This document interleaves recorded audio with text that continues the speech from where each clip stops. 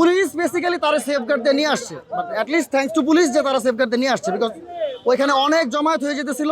এখানে তার অনেক দালালরা, বিভিন্ন দলীয় দালালরা এখানে অবস্থান করতেছে তারে ছুটে নেওয়ার জন্য। গ্রেপ্তার করে নাই পুলিশ, তাদেরকে গ্রেপ্তার করে নাই।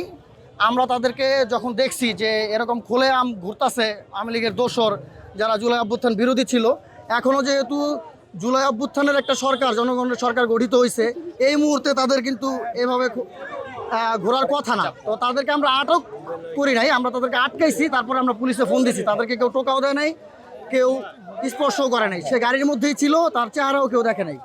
কিন্তু সে ইন দ্য মিন টাইম সে আপনার এরকম প্রোপাগান্ডা ছড়াইছে, তার কাছে টাকা চাওয়া হয়েছে, এই হয়েছে সে হয়েছে এরকম।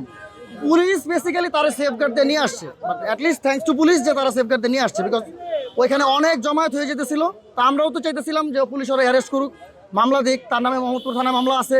72 ঘন্টা ময়েশ্চার লক সমৃদ্ধ লিলি বডি ওয়াশ, শিয়া বাটারের গুডনেস স্কিন রিপেয়ার করে রাখে সফট ও গ্লোয়িং। মোহাম্মদপুর থানায় আমরা যোগাযোগ করছি, সেখানে পুলিশ বলতেছে তারা কিছু জানে না এই ব্যাপারে।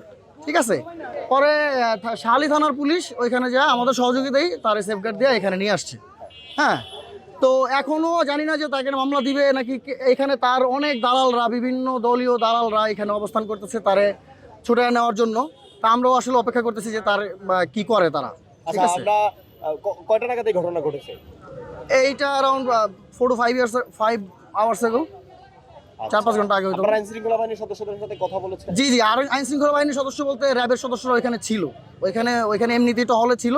তারা কিছু বলে নাই, তারা বলছে যে আপনারা পুলিশের সাথে যোগাযোগ করেন, যদি মামলা থাকে দিয়ে দেন। এখন ভাই, যদি মামলা না থাকে এইটা তো ব্যর্থতা কার? পুলিশের না? যদি মামলা না থাকে এই ব্যর্থতা কার? সরকারের না? তো আমরা উপযুক্ত আসলে একটা ব্যবস্থা চাই আর কি।